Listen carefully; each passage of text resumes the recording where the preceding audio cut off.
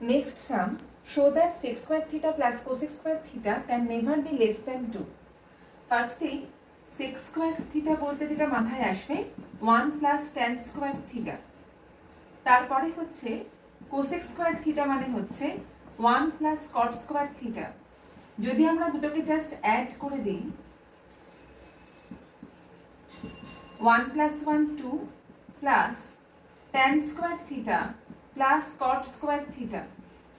এবারে সবাই ভেবে দেখো যে tan square theta আর cot square theta এই দুটো হচ্ছে perfect square number.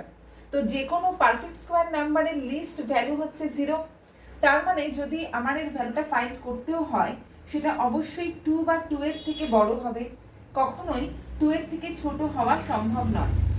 Therefore sec square theta plus cosec square theta never be lesser than 2।